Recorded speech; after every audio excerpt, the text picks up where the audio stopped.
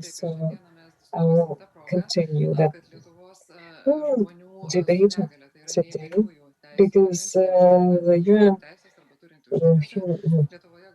Convention on the Rights of Persons with Disabilities works in Lithuania for 10 years now. What's changed in Lithuania over those 10 years and how?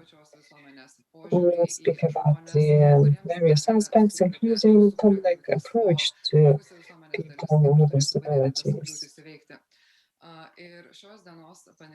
Today's panelists include Dovilė, Juodkaitė, President of the Lithuanian Disability Organization Forum, Audronė Daukšaitė-Timpė, Senior Advisor to the Legal Division of the Office of the Equal Opportunities Ombudsman, Dr. Jonas, Ruškus, Professor of Social Labor Department at Magnus University, Vice Chairman of the United Nations Committee on the Rights of Persons with Disabilities and Chairman of the National Commission for UNESCO.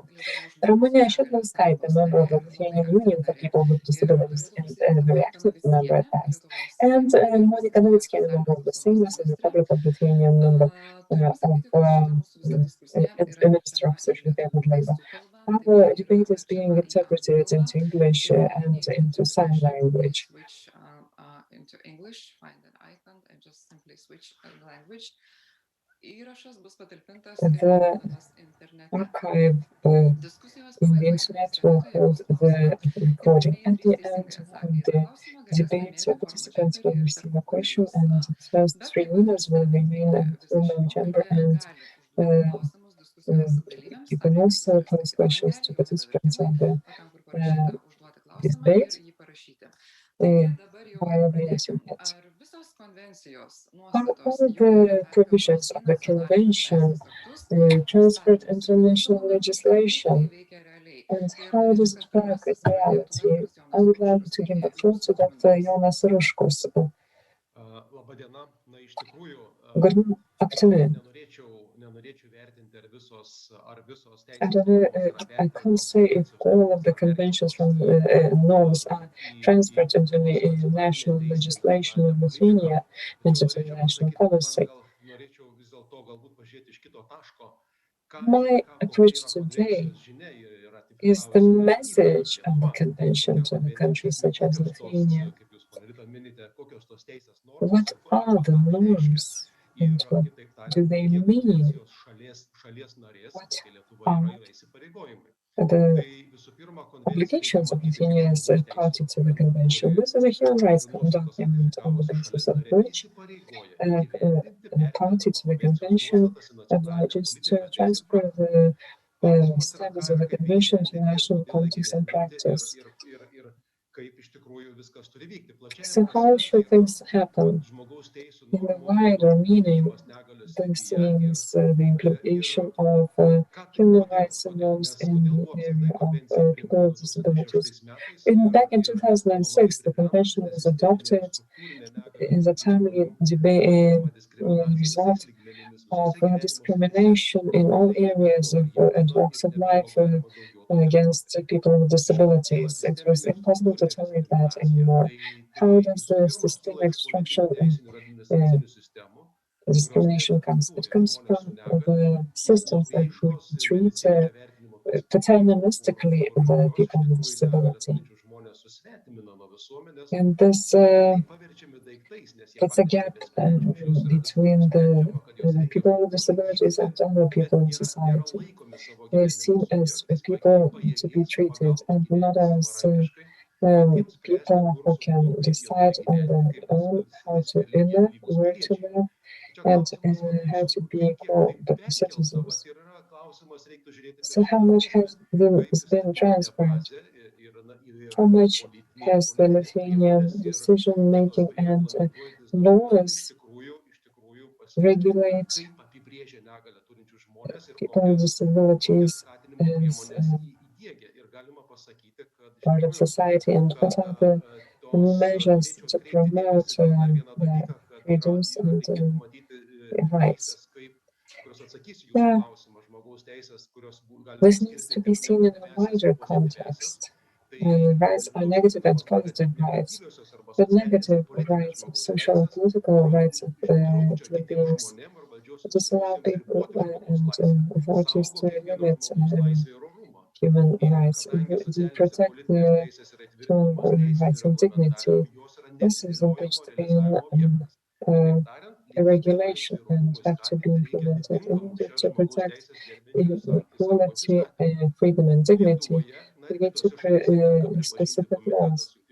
In Lithuania, as well as in other countries, the UN Committee still sees mechanisms of abuse that violence which they take dignity away from people on the basis of their disability. The Lithuanian mental health law supports mandatory hospitalization on the basis of mental disability. This limits the freedoms of persons on the basis of disability, and this is a structural case of discrimination. I need to note that this freedom and dignity and violence against people with disabilities is still seen as a need, a necessity. And certain political stakeholder has told me that we love the disabled, but how can we survive without mandatory treatment of people with disabilities? We're talking about people with autism, we're speaking about people with a variety of mental diseases and other diseases. They need care, and this relates to the mechanism of establishing the level of disability and need for care. This is still an outdated law in Lithuania, not a social cohesion, but medical criteria are seen as the basis for establishing whether a person with disability can or cannot take part in social life. This prevents people with disability from entering the public realm, and the refusal to recognize freedom and dignity of people with disabilities means the rest of social, economic, and cultural rights that are not implemented. Do you mean that the state has to provide support and progressively ensure accessibility to public goods, such as education, work, and healthcare, in order to ensure full equality and social cohesion? In Lithuania, as we can see, the institutionalization program supported from structural funds of the EU has not reached its aim to improve freedom to people with disabilities from social care institutions. We have new institutions, social workshops, but people are still dependent there, and they are still socially secluded instead of receiving help and being able to be part of society. Support to families, please note, it hasn't become reality. A person with disability still needs support. We only have one alternative of special institutions. People with disability in a family can be even punished on the basis of their disability, where a family fails to receive help when they have an autistic child. The court made a decision to take the child away from the family and treat him to a hospital. Everyone says on the legal side everything is okay, but people's mental take on that is wrong. Well, parliamental take on that will remain bad if we still have laws that take freedom and dignity away from people with disability on the basis of disability. As long as we don't have accessible services and this personal help, we will be in the same situation. Thank you, Dr. Ruškus. You are sending us to the debate which we really need, which is the human approach. I have a question to Madam Šidlauskaitė. How can you explain to the people who are viewing us, watching us today, how can you help a person with disability without limiting their dignity? Because some part of this, I think that living in the institutions Mr. Ruškus referred to is the best solution for people with disability. I'm sorry, we cannot hear you.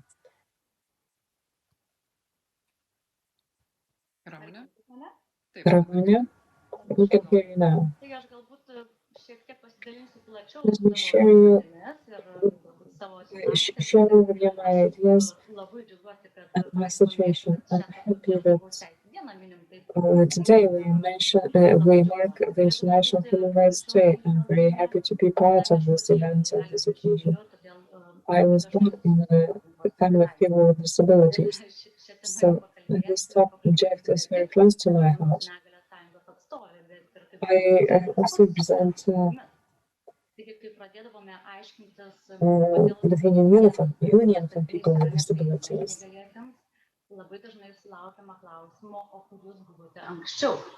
As to accessibility, I started watching drafts, proposals in municipal networks and websites.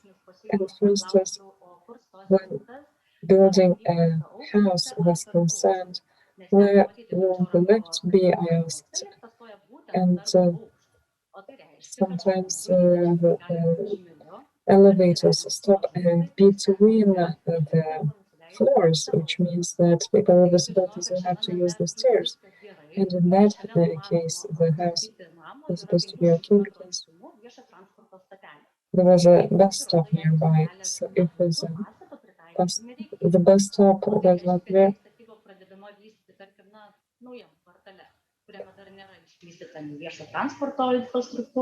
they would not have to adapt the house to people with disability.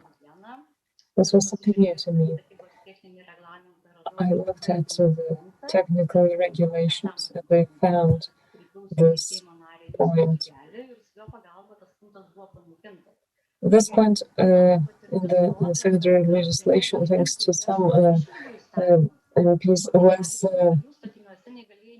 scrapped. Some persons even think that people with disability will never enter the buildings. For instance, the reconstruction of the culture was foreseen without any universal design, and head of the building said that if an elevator and toilet is made with universal design, she said this ministry was not adapted to people with disability because they were not meant to enter to the ministry. After some time, however, I persisted and the ministry was adapted to the needs of the people with disability because I had addressed the Ombudsman for Human Equal Rights, and I was invited to the meeting where I learned that the specifics of how the building was adapted, going to be adapted to people with the disability. The usual manipulation that constructors use is that it will cost more, but I firmly believe that this still should be done. Several years ago, I went to a resort in Spa. I was not admitted because I was deemed to be too weak. Then it was established that the spa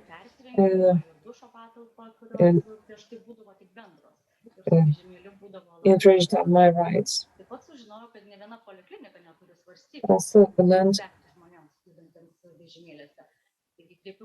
no clinic has any equipment for weighing people with disability who use a wheelchair. Now they do.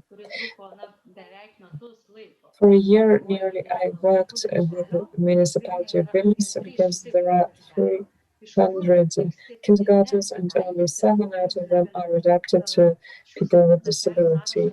The list of these kindergartens was received by me 11 months later after I asked for it. As a mother, I want to participate in my child's life, so I wanted to have the ability to come to the kindergarten, but the commission involved didn't see the legal basis for this. So I addressed Madam Ashevsky, the same as, and thanks to her, this legal act was adapted.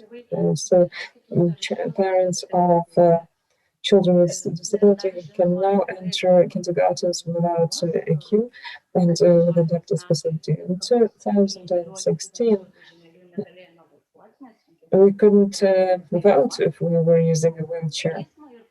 I addressed the court and together with the forum and the union for people with disabilities, we won a case. That's an important precedent, and I'm grateful to Diana Miliūtė, who represented me as a lawyer, and to Dovilė Juodkaitė for her presentation and support. The results of the case can be seen this year already because I could vote independently in both stages of the general elections this year. The people are supportive and helped me with voting and using the voting cabin. It's a pity that only 2 persons could apply with to the court. So I would like to encourage everyone to fight for their rights, and please be informed that the input of every one of us is very important. Please be interested. Please ask questions. And always trust the Ombudsman for Equal Rights and other institutions. Thank you very much. Thank you. You are the best example of how every person can achieve something if they are reaching out for something. We will be speaking about claims to the Ombudsman of Equal Rights, but Navickienė will have to leave us after that, so I have a question to her. We can be hearing questions and examples where people have to get things through court, even though that's their human right. The National Audit Office has looked into the fact that last year in 34 municipalities in Lithuania there were no public transport for people with disabilities, and in 32 municipalities 1/3 of the buildings were adapted to people with disability and not more.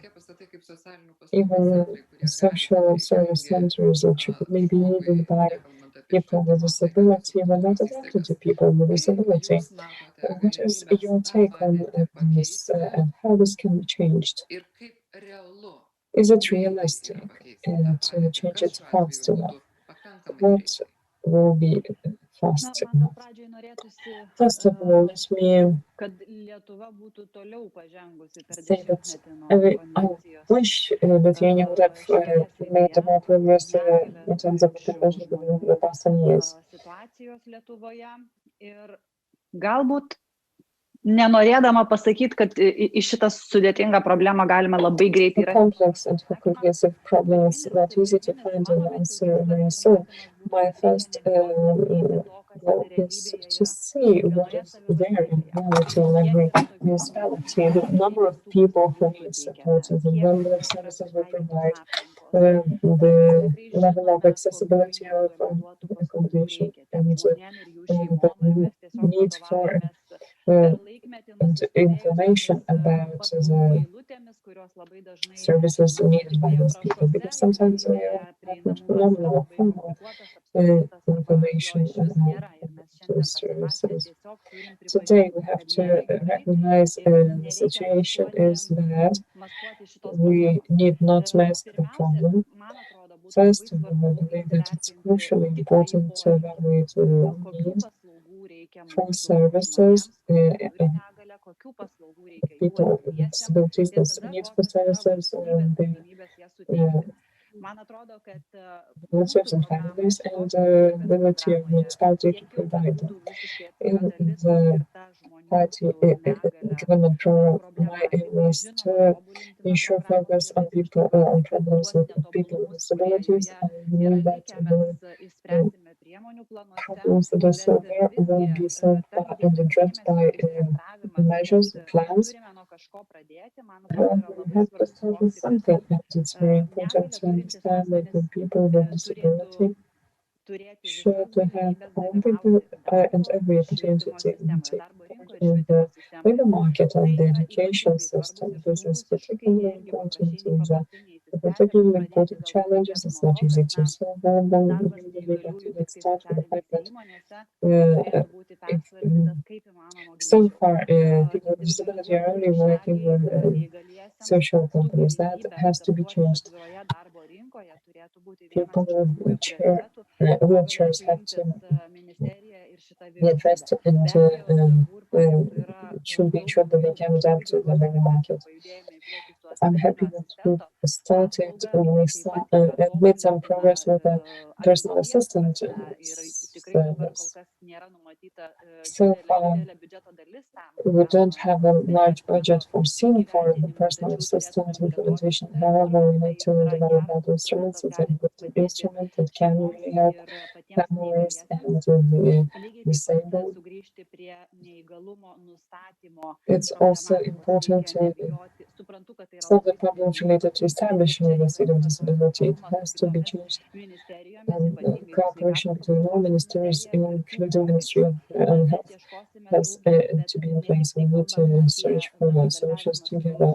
Apart from cooperation with the Ministry of Health, I believe that the problems of disabled will be a priority for many areas in state governments, not only just social protection, education, healthcare, environmental protection.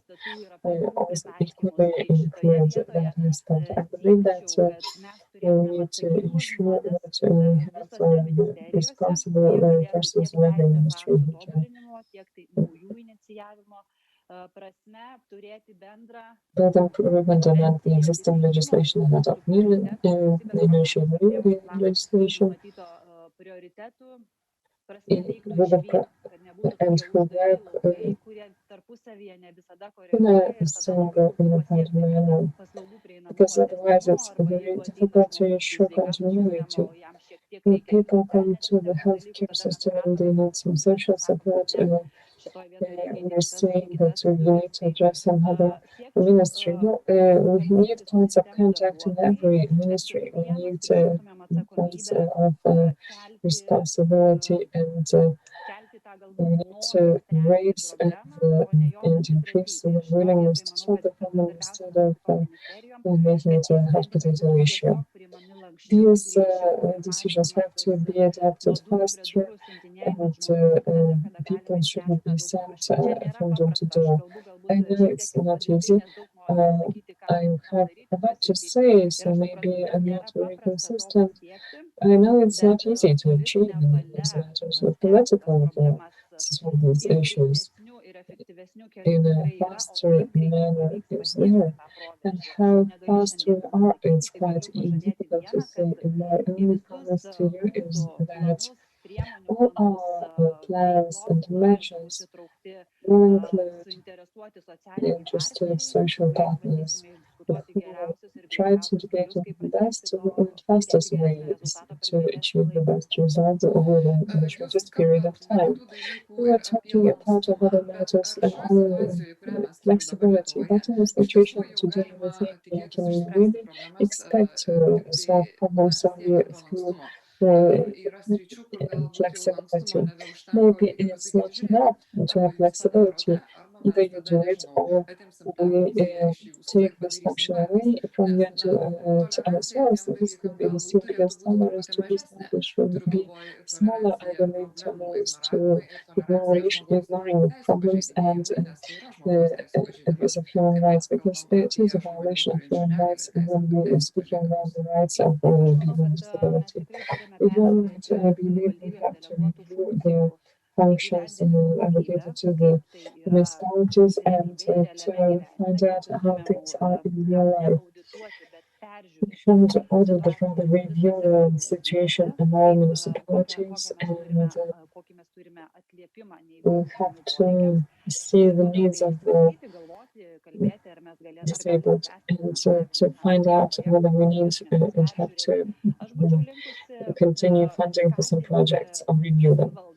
I would invite municipalities and local governments to acknowledge the situation and its gravity, and so to improve the situation in with goodwill to change. If we will see that there's masking of problems and lack of real measures, we'll have to adopt strategic measures to change some functions and to centralize functions. This will only be done after we review the real situation in municipalities, compare it with the social partners, and to find better ways to. And I have a specific question. This is a question raised by a participant to our discussion, and he writes that the draft government program touches little on the institutionalization problem. Well, yes, I could admit that it is impossible to include all the aspects into the program that would be necessary. And if I wrote this program again, I might enlarge upon those aspects. But we tried to guide ourselves by the general principles, which later on will be developed in action plans. And if you missed certain aspects in the general program, they will be going to be developed in the action plans. Now, as regards life in communities, this is not a satisfactory situation, neither for the ministry nor for other institutions. And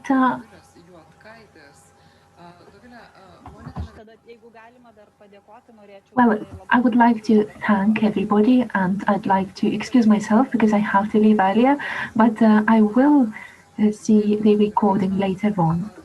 Thank you for your participation, Minister. Now, Dovilė Juodkaitė, I'd like to ask you about what has been said by Minister, the Minister designate.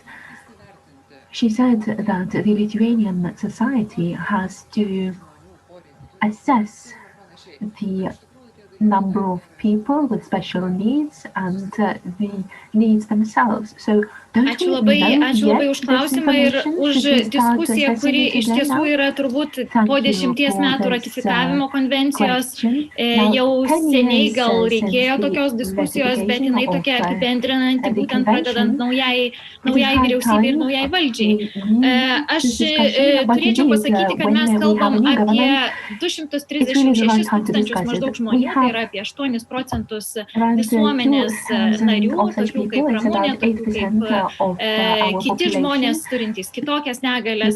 Ir kalbėti apie tai, kad nesame įsivertinę, kas paradoksaliausia, mes turbūt turime bent minimalius tokius skaičius ir turime netgi per tą 10-metį nemažai atliktų tyrimų ir analizių, apie kurias galima būtų kalbėti ir apie kurias minėjo tiek Ramunė, apie nepritaikytas ir jūsų minėtas valstybės kontrolės atliktos analizės rezultatus, kad mes turime tiek nepritaikytų transporto priemonių, tiek nepritaikytų viešųjų pastatų, tiek švietimo įstaigų ir panašiai. Tai, man atrodo, būtų labai svarbu, paradoksalu, kad mes tokius skaičius netgi turėdami, bet neperkeliam jas į konkrečias tikslinės priemonės ir nepradedam iš tiesų tokių konkrečių darbų, kaip pavyzdžiui, nuosekliai susitarti, per kiek laiko mes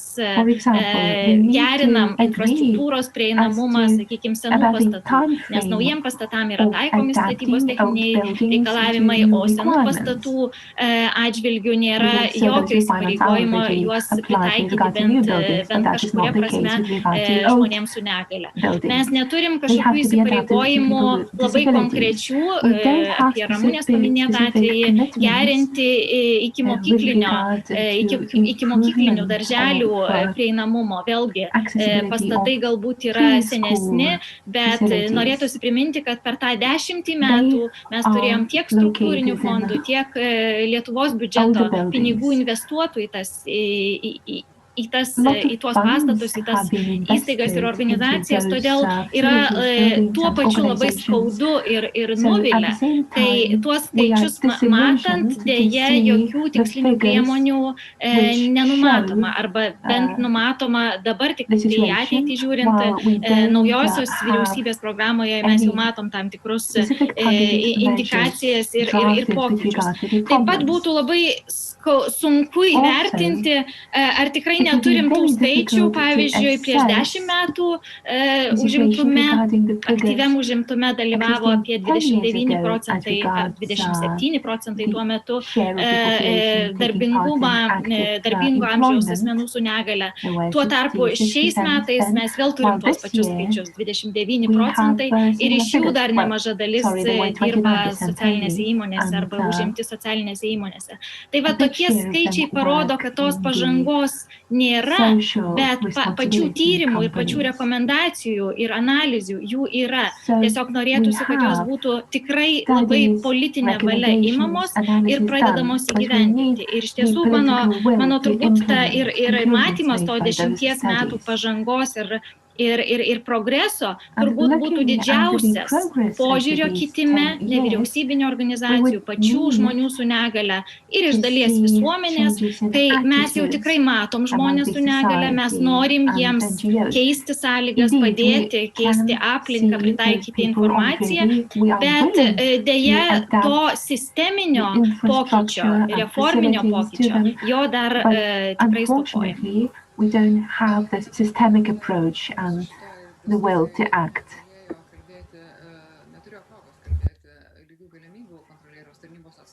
Well, since the representative of the Equal Opportunities institution did not have an opportunity to speak yet, I'd like to give you the question from the forum. What would you advise to a person who has applied to the institution, who has admitted that the rights to education of a disabled child were infringed, but nothing has been done? Is there any alternative to a legal litigation in this respect? Indeed, thank you. I know the case you're talking about. And probably this question is related to the fact that the child is following an adapted educational program, but finally he cannot receive a diploma similar to all children graduating from a secondary school, and later on such a child cannot continue the educational path. So this right to education is enshrined in the Convention of the United Nations. It ensures equal opportunities in education, and it is impossible to do anything without changing legal acts here. And it is often that we face certain bureaucratic attitudes which believe that nothing needs to be changed. But in practice, we can see that legal acts have to be changed because there are various gaps and regulation is not sufficient.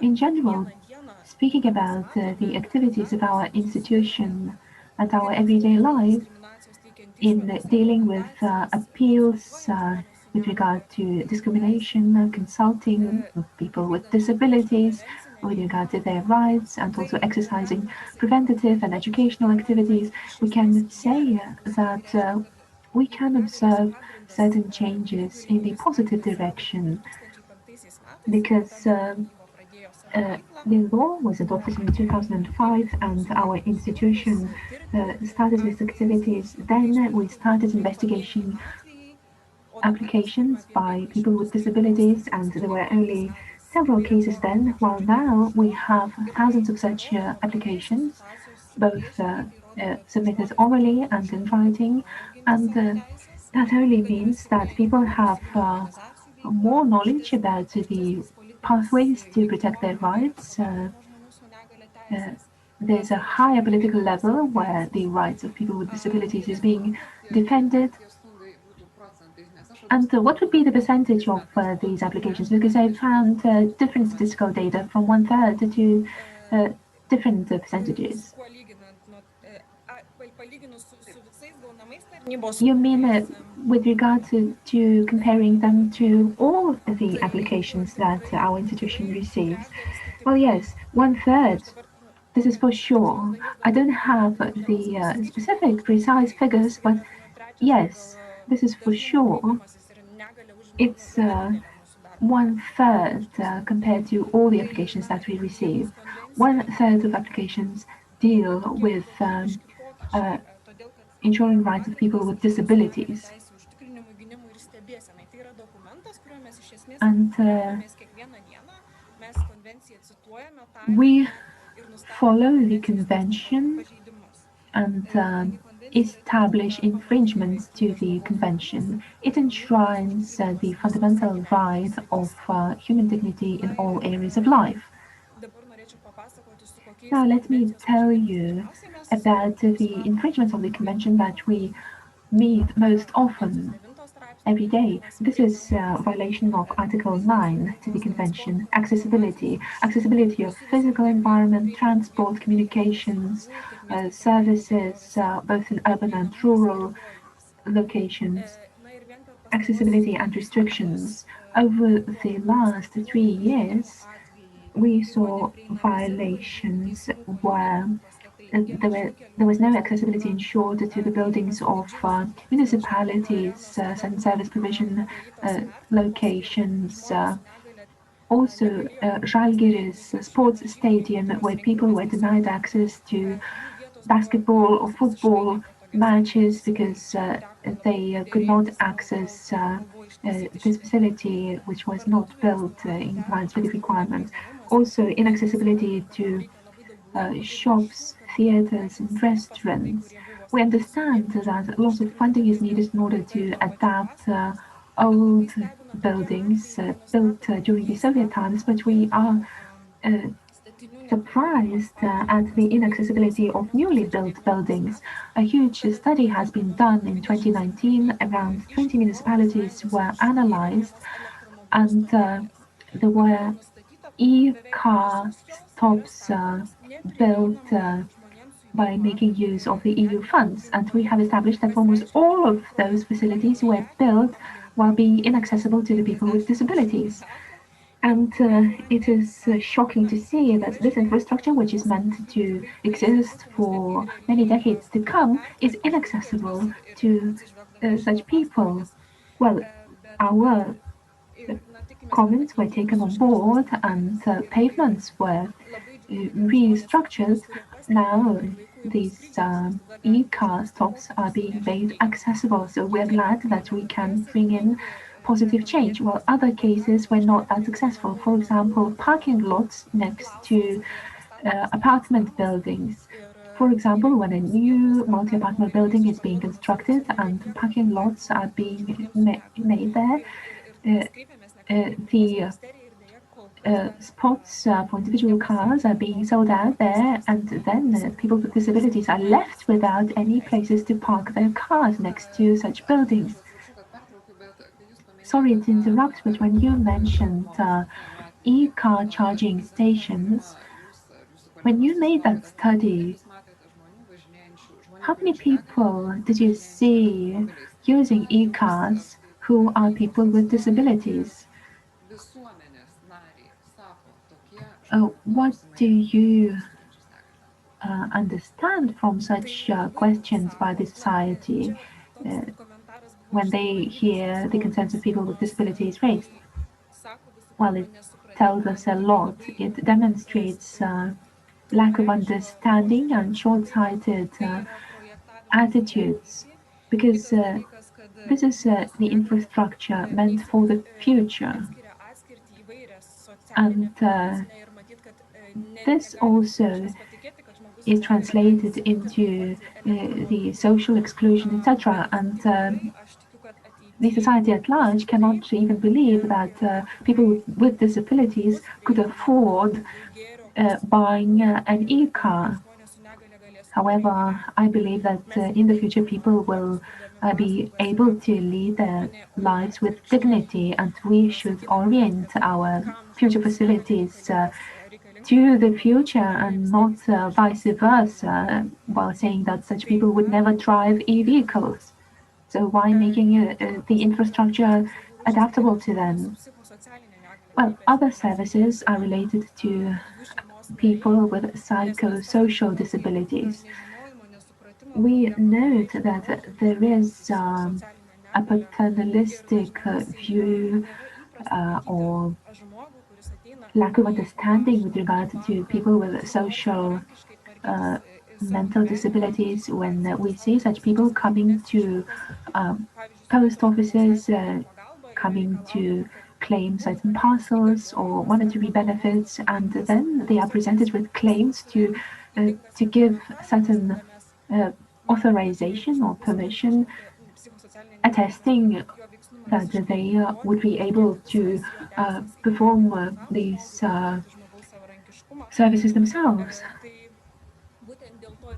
And such an attitude simply discapacitates such people, and there's no legal basis whatsoever to demand the people these things, because they are able to be self-sufficient. It needs to be stated that we have a very progressive labor code. It ensures people's rights to employment, dignified environment, but the reality is slightly different, and we can see that people with disabilities are experiencing discrimination when they want to have a job. And during job interviews, for example, a person with hearing disabilities might ask for such an interview be conducted in writing, or they might be able of lip reading, for example. And for example, we had a case where a representative of a huge company wrote to us because they said that they didn't have opportunities to provide conditions for people with hearing disabilities to come and take part at a job interview. Why is this so? To a great extent, people are afraid of being unable to ensure the necessary labor conditions, while in practice, that does not require greater adjustments. Sometimes a simple conversation with such a person would help. They don't need special adaptation usually. On the other hand, sometimes certain procedures are not clear for the employers when they, while seeing certain certificates, they don't understand what type of jobs such people would be capable of doing. Well, I'm afraid that I'm taking too much of time of our discussions, but let me mention yet another matter. Ramune has mentioned that our service has taken part in the study trying to ensure election rights, while we also had another study trying to ensure participation in public life of people with psychosocial disabilities. 4,000 of Lithuanian citizens could not take part in municipality elections because their capacity was restricted. Our service believes that priorities have to be established first, both financial and organizational priorities. And while recovering our economy from the pandemic, we need to draw attention to people with disabilities first, because they also need to recover from the crisis and the pandemic. It also needs to be noted that since 2010, Lithuania will have to implement the Accessibility Directive. This means that various ICT technologies, helpline, call centers, banks, etc. will have to be modernized and adapted to people with various disabilities. But what of that if people would not be able to make use of them in practice? If, for example, they don't have smart mobile phone or a smart television, and that would only increase their exclusion. Well, yes, this directive is going to be adopted in the future, but 10 years ago, certain things have to be implemented already. For example, the National Social Integration of People with Disabilities program. And I'd like to ask you, how many % of that program have been implemented? Ramune. Well, it is very difficult to answer. I personally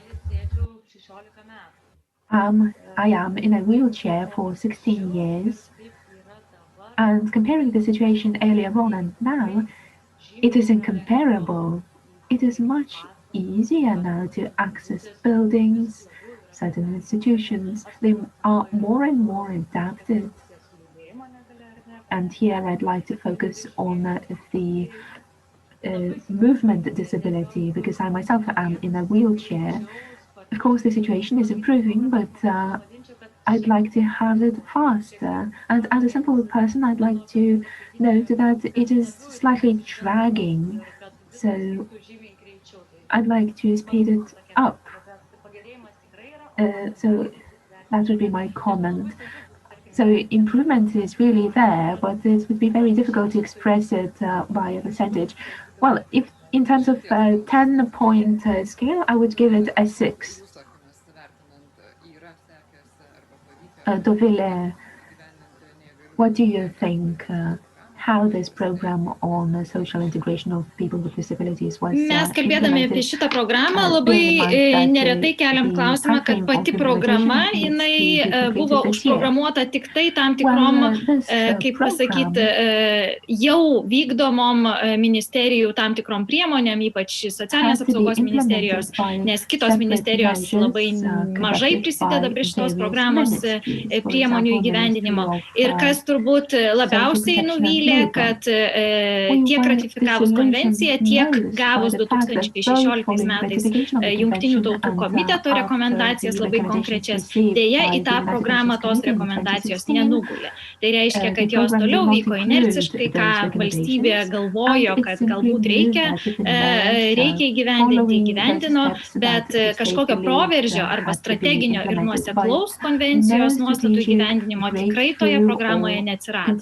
Ir dar ką mes labai neretai irgi kalbam ir keliam, tai yra pačios programos finansavimas, jis tarsi didėja, tačiau lyginant su ekonomikos augimu, su infliacijos visais rodikliais, dėja šitos programos finansavimas ir ypač kalbant apie žmonių su negale organizacijoms skiriamas lėšas, kuriomis jie prisideda prie socialinės reabilitacijos įvairių paslaugų ir tarsi užpildo tą trūkumą paslaugų, kurio nesuteikia savivaldybės arba pati valstybė, tai dėja šitas finansavimo lygmuo yra dar prieš krizinę laikotarpį, tai yra apie 2008 metų finansavimo lygį.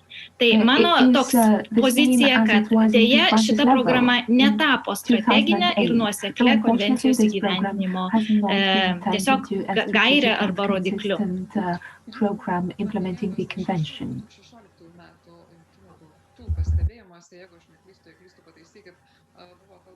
You've mentioned the United Nations recommendations, and they noted also the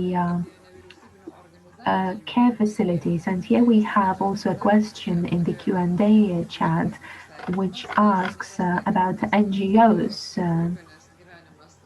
in this respect, because the state does not encourage living in such group care homes. And NGOs as service providers sometimes support those institutions which would need to be dismantled. Dr. Ruškus, what do you think? Well, maybe Dovilė would be in a better position to answer about NGOs than I. Dovilė, what would you think? What's the role of NGOs in the process of deinstitutionalization? Nevyriausybinės organizacijos nuo pat pertvarkos pradžios, nuo 2014 metų, kai buvo pradėta kalbėti apie tokią pertvarką ir pačią strategiją globos įstaigų, jos tikrai iš karto sakė, kad turim remtis konvencijos nuostatom ir turim pirmiausia įtvirtinti žmogaus pasirinkimą, tai yra galimybė gauti pagalbą gyvenant namuose, gyvenant šeimoje ir galimybė gauti tokią pagalbą bendruomenėje, net nepatenkant arba nenukreipiant į globos įstaigas, į tas didelės globos įstaigas.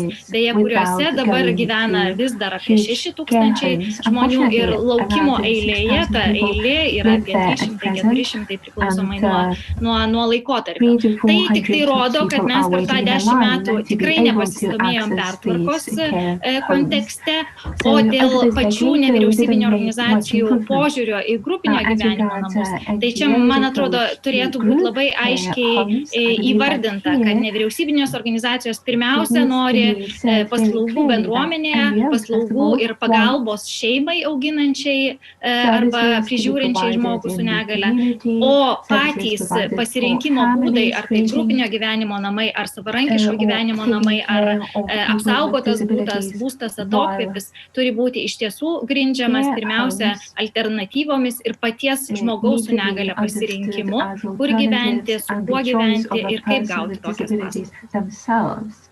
As to with whom they want to live. One more question to Audronė Daukšaitė-Timpė from Equal Opportunities Control Service. It has been said that it's a great problem that a state does not see a need to provide adequate funding for your service because you are the place where people can achieve justice. Do you have sufficient funding, sufficient human resources so that you could make decisions not every regarding every 10th person, but more frequently. Well, yes, sometimes we understand that we could carry out more studies, but we don't have neither funding nor resources for that. Since 2019, there is a commission following the rights of people with disabilities, which should follow the monitoring of the convention, but it cannot engage fully in this work due to the lack of funding. We should also bear in mind that there are only 5 lawyers capable of dealing with these matters. Another thing is that our service should be engaged also in educational and promotional activities. For example, a company that infringes human rights should be provided with training in order to be educated, but there's a question: if we don't have resources or funding to conduct that training, then we would not be able to ensure our function in this regard. So yes, we need funding, and we'd like to, because we would like to exercise more studies, to provide more training, and to cover a greater range of problems. Dr. Ruškus, hearing the things we are discussing now, would we be able to make a conclusion that Lithuania, which is a democratic state, still sees it that rights of people with disabilities are still violated there? Well, I'd like to come back to discussions on the program for ensuring the rights of people with disabilities. Indeed, it was tried to be harmonized with the convention, but unfortunately it is not so. Talking about the people with disabilities, they are seen as objects of social services, but not as subjects who have a right to live equally to others in all areas of the society. And the program foresees certain social measures, and there are various examples, such as, for example, assistance in making decisions, but it was tackled through the lens of services as well. And the people who have this obligation to provide help in taking decisions don't have a mechanism for that. They are not provided with measures, facilities. They can take decisions, but in essence, talking about people with psychosocial disabilities, talking about exercising of their civil rights, these problems have not been tackled. Similarly, talking about the assessment of capabilities, social workers should assess these capabilities, but in essence, in practice, this is the assessment of incapacities when these people are denied their rights. So as long as we see these people as objects of receivers of social services, when they need to be transferred to care homes, etc., then in principle, indeed, their rights are being violated, because our legal basis and political actions indeed saw those people as receivers of social services. Įvairių dalykų pritaikymą How do you think if we think about a time frame of 10 years, will things change? Will be maybe we will be able to give a higher mark to Lithuanian social Mane labai viltingai nuteikia. Aš laikau šitą laikotarpį 10 metų kaip turbūt mokymosi, pasirengimo, galbūt klaidų atitaisymo, klaidų darimo, bet jų atitaisymo, bet nuo šiol aš labai tikrai viltingai žiūriu į tą proveržį, netgi politinės valios proveržį, ir jau nekalbu apie požiūrio į žmonės su negalia proveržį, kai tikrai jie turi būti matomi žmogaus teisų kontekste, jie yra matomi jau, ypač pačių negalią turinčių žmonių reiklumu ir drąsa ginti ir savo teises. Todėl aš tikrai viltingai žiūriu į tą kitą dešimtmetį ir labai tikiuosi, kad mes kartu, ypač su bendradarbiaudami, bendraudami, diskutuodami, tikrai pakeisime šitą sisteminę, kol kas dar vis sisteminę ir turbūt medicininę, sisteminę, socialinės globos kontekstu paremtą sistemą ir žmonių su negalia teisių apsaugą Lietuvoje. Deja, turiu pasakyti, kad mūsų laikas baigėsi greičiau, negu buvo norėta. Our time has elapsed. And to say that if you answer my question now, you will be able to win a jumper and some cups. The question is the following: what's the share in terms of percentage of Lithuanian citizens who have a disability? Please answer the question, and if you're the winner, the organizers will reach out to you. I'm grateful to Juodkaitė-Timpė, Jonas, Ruškus, Juodkaitė ir Monika who had to go back to the city.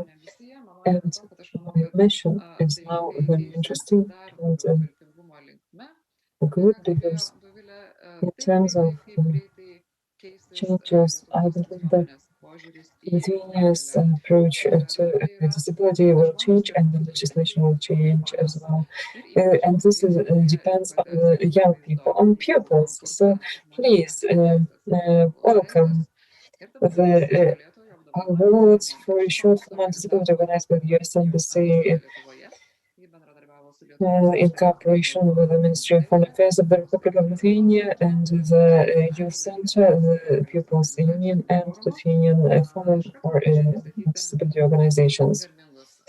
Let me present the hosts and guests of the His Excellency Ambassador of USA to Lithuania, Robert Chris, and Laima Jurevičienė, Ambassador of United Nations, International Organizations and Human Rights Development Ministry of Foreign Affairs of the Republic of Lithuania. Given medal attached departure will also take place, and it is my pleasure to give the floor to His Excellency Ambassador. The floor is yours. Well, thank you very much, Rita Miliūtė, for this very nice introduction. The United States Embassy is proud to, very, very proud to sponsor this event. And happy Human Rights Day to absolutely all of you. It's an important day every year. It's an important day when all of us remember the fundamental importance of basic human rights for all of us and how they undergird our democracies. We're particularly proud this year to sponsor the youth competition focused on disability rights or human rights. This is actually the 30th anniversary of the Americans with Disabilities Act, which extended basic human rights to people with disabilities and their greater inclusion in society. And I know that this is also the 10th anniversary of Lithuania's ratification of the UN Convention on the Rights of Persons with Disabilities. So these are two important commemorations, and of course on an important day. I've had an opportunity to see some of the videos that have been submitted for this competition, and I've been truly amazed at the talent of the young people in Lithuania and their commitment to disability rights. I'd like to now, of course, introduce the winning video from Kajus Zakarauskas, which we will soon be seeing, and the honorable mention by Radviliškis Lizdeika Gymnasium. And so we will now have the honor of watching those videos. But again, thank you to all of the panelists. Thank you to the judges. This has been a great competition. Thank you, Mr. Ambassador. Dėkoju Jo Ekscelencijai ambasadoriui ir kviečiu pasižiūrėti du vaizdų klipus. Pirmasis vienbalsiai įvertintas konkursų nugalėtojas yra Kajos Zakarausko pasakojimas apie savo brolį. Ir antrasis puikus darbas vertas garbingo paminėjimo. Radviliškio Lizdeikos gimnazijos moksleivių kūrinys Laiptai. Prašau jūsų kantrybės, kol pasirodys klipai. Please, showing the videos will take some time, so I invite you to be patient.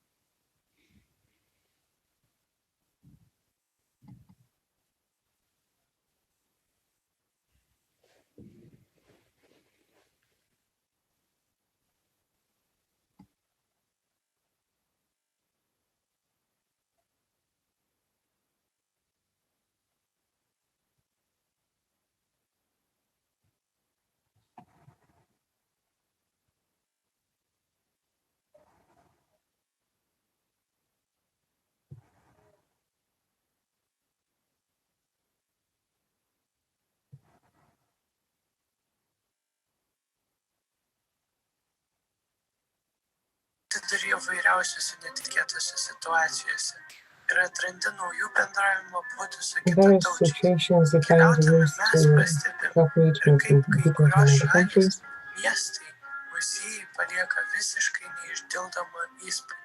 Kiekvieną kartą, kai kažkur Lietuvoje arba kitose šalyse pamatau eskalatorius, interaktyvias lenteles arba kitokius inžinerinius išradimus, kurie suteikia galimybę kiekvienam būti savo miesto arba bendruomenės dalimi. Labai apsidžiaugiu ir gaunu tokį pasididžiavimą tuo miestu arba šalimi. Tos vietos, kur jaučiame, kad pagalvota apie kiekvieną ir priimamas kiekvienas, yra tos, kurias norime labiausiai grįžti. Kas čia? Kas this? Taip, o koks čia miestas? Ryga. Town, it's Riga. Pastebėjau, kad mano amžiaus I jaunuoliai noticed that keistai žiūri young mano people brolį my elgesį. age Tačiau džiaugiuosi, approach jog my jis yra brother in a toks different drąsus way, but ir I'm nebijo happy that išskleisti he's savo emocijų brave. prieš visus. He always Mes visi opens up žinoma, his heart nesame tobuli. to others. Ir kadangi mes nesame tokie, mes turėtume nuolat tobulėti.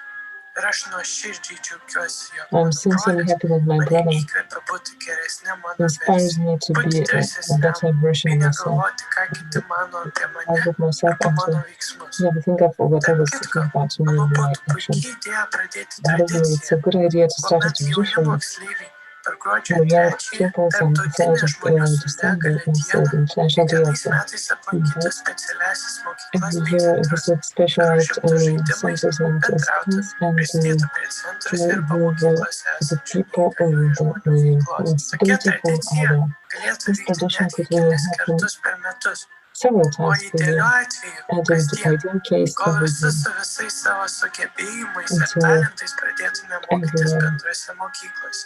O kol tai starts taps learning realybė, in the same būtų school. miela smulkmena Before parodyti this thing pagarbą becomes a žmonėms su reality, negalia šią it would svarbią be nice dieną. to show attention to people with a disability on this important thing. Manau, jog kiekvienas šiame I believe pasaulyje that yra everyone in unikalus. this world is Kiekvienas unique. galime pasimokyti We can vienas iš kito. learn from Aš each esu other. labai dėkingas, I'm very jog grateful. Kasparas suteikė man tokią The privilegiją Kasparas pasimokyti iš gave jo. me this privilege Ir to viliuosi, jog ši And I istorija hope įkvėps that jūs this būti atviresniais, story will nei inspire you buvote to vakar. be more open than yesterday.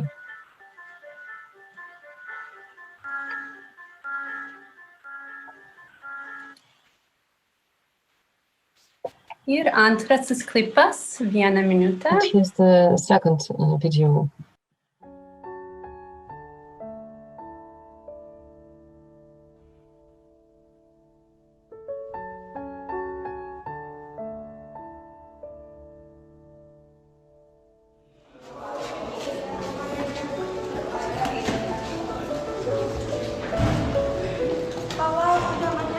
Wait for me.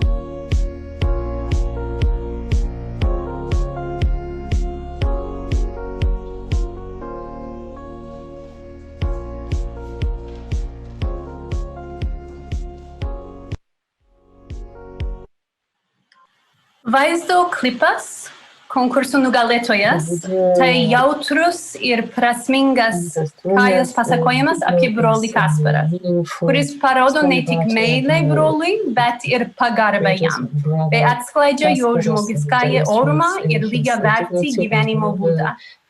Antras vaizdo klipas, vertas garbingo paminėjimo, yra trumpas filmas apie atjautą ir gerumą. Taip pat būtų šaunu, jei moksleiviai pagalvotų, kaip jų iškelta problema galėtų būti išspręsta ilgalaikėje perspektyvoje, naudojant jaunimo balsą ir jų pilietiškas teises ir kovojant, kad jų mokykla ir aplinka būtų prieinama žmonėms su negala. Dėkojame klipus kūrėjams ir mūsų teisėjams, padėjusiems išrinkti nugalėtoją. I'd like to now invite both ambassadors to congratulate our competition winner and all of our participants. Mr. Ambassador. Well, a big congratulations to the winner of the competition, Kajus Zakarauskas. Really, your enthusiasm and commitment for making Lithuanian society more inclusive for your brother Kasparas and for all persons with disabilities really is tremendously important. And we at the U.S. Embassy are proud of you, but I would have to say I'm sure that everyone who's participated in this program is proud of you as well. The judges I know selected your video among many others, and you are applauded for your creativity and for making a connection between your individual experience and possible solutions for the rights of people with disabilities, and for promoting human rights in general for people with disabilities. Also, a huge congratulations for the honorable mention to the students of Radviliškis Lidzeke Gymnasium. In addition to being kind, we encourage you to think more broadly. You've encouraged all of us to think more broadly as students, as citizens, as people who care about others. And so truly you produced a meaningful video, I think that touched us all. The U.S. Embassy has prizes for you. I have them right here. Let's see, we have a tripod, a smartphone, and this is a tripod with a light ring and a smartphone microphone, which we will be sending to both the winners and the runners-up. We hope that you will continue with your artistic storytelling. You've delivered a message to all of us that was quite meaningful. And I'd also very much like to thank the judges, including Ambassador Laima Jureviciene of the Ministry of Foreign Affairs. This event would not have been possible without the participation of everyone, without the participation of those who've contributed their videos and their schools, and of course our judges and our sponsors. So thank you very much. This was a really wonderful commemoration for Human Rights Day. And I'll close by saying, yes, human rights are disability rights, and disability rights are human rights. Thank you. Thank you, Mr. Ambassador. Norėčiau pakviesti Jos Ekscelenciją Laimą Jurevicienę tarti žodį vaizdo klipo konkurso dalyviams ir teisėjams. Ir trumpų filmo konkurso. Thank you. And to your participants, may I congratulate you on the International Day of Human Rights. First of all, I'm grateful to organizers of the forum, which is already a tradition. I'm grateful to the participants, and I'm happy that the forum this year marks the 70th anniversary of the